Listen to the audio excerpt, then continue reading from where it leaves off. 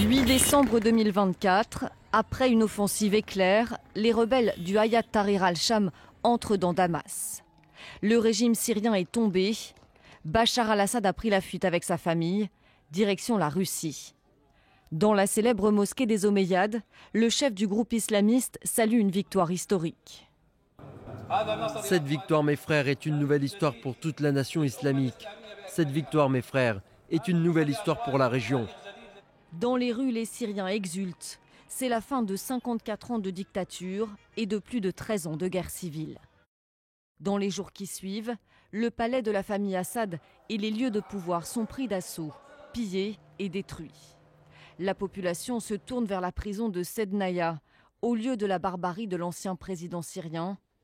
Les familles cherchent des proches disparus et le monde découvre l'ampleur des atrocités commises.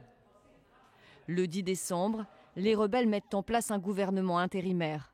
Mohamed al-Bashir est nommé Premier ministre de transition jusqu'en mars 2025.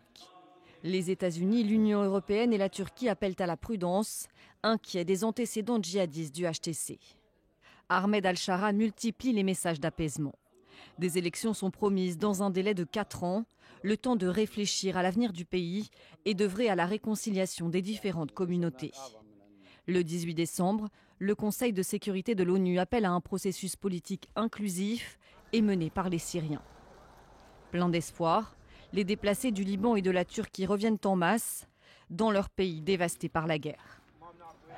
Fin décembre, les minorités alaouites expriment leurs craintes quant à la sécurité sous le nouveau régime. HTC promet de garantir leurs droits, mais les doutes persistent. Le 25 décembre, le gouvernement intérimaire annonce un plan de reconstruction économique et lance un appel à l'aide aux pays arabes. Il plaide pour des investissements massifs et pour la levée des sanctions internationales.